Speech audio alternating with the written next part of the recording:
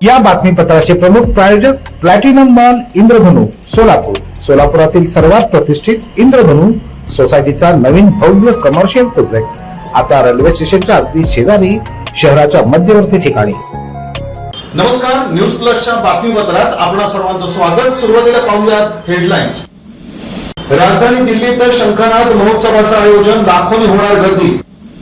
आधार कार्डात फेरफार करून बोगस मतदान केल्याची तक्रार। सदैव विकासाला देणार प्राधान्य, नामदार अण्णा बनसोडे यांची ग्वाही। आणि काँग्रेसचे ज्येष्ठ नेते शिवराज पाटील चाकूरकर यांचं निधन, सर्व पक्षातर्फे भावपूर्ण श्रद्धांजली। देशाची राजधानी नवी दिल्ली इथं शंखनाद महोत्सवाचं आयोजन करण्यात येणार आहे। नेत्रदीपक असा हा सोहळा ठरणार आहे। देशाची राजधानी नवी दिल्ली लवकरच एका मोठ्या आध्यात्मिक कार्यक्रमाची साक्षीदार होणार आहे। 13 आणि 14 डिसेंबर रोजी भारत मंडपम इथं शंखनाद महोत्सव 2025 आयोजित केला जाईल। हा दिवस सनातन संस्थेचा रौप्य महोत्सवी वर्ष देखील आहे। 13 आणि 14 डिसेंबर रोजी मुख्य अधिवेशन सभागृहात होणार आहे। यामध्ये सनातन संस्कृती अंतर्गत सांस्कृतिक, सामाजिक आणि राष्ट्रीय सुरक्षा यासारख्या मुद्द्यांवर चर्चा केली जाईल। याची पूर्वतयारी जोरात सुरू असून या महोत्सवास राष्ट्रीय आंतरराष्ट्रीय स्तरावरील मान्यवरांची उपस्थिती राहणार आहे।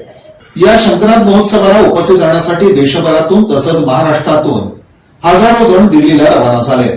सोलापूरमधून जवळपास 50 सेवकांनी दिनांक 12 डिसेंबर रोजी सकाळी रेल्वेनं दिल्लीकडे प्रयाण केलं। यात किशोर मालगुंडी, चंद्रकांत रवणशेट्टी, शिवलिंगप्पा शाबाते, SS मंगळुरे, कावडे कुटुंबीय, व्यंकट पन्हाळे, विजय कोटोळकर, राम देशेट्टी आणि उमाकांत चौदे यांच्यासह अनेकांचा सहभाग होता। दिल्ली के भारत मंडपम में सनातन शंखनाद एक इतिहास रचने जा रहा है। वीर योद्धाओं के शस्त्रों की प्रदर्शनी 13, 14, 15 दिसंबर को यहाँ लगाई जा रही है, जो हमारे युवा वर्ग में वीरता का भाव उत्पन्न कर देश और धर्म के लिए समर्पित होने का भाव उत्पन्न करेगी।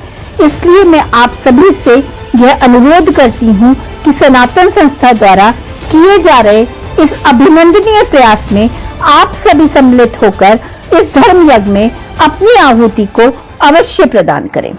त्यांना शुभेच्छा देण्यासाठी सनातन प्रेमी उपस्थित होते। काही सनातन सेवक पूर्व तयारी आणि सेवा बजावण्यासाठी आधीच दिल्लीकडे रवाना झाले। आता प्रतीक्षा आहे दिल्ली इथं होणाऱ्या शंखनाद महोत्सवाची।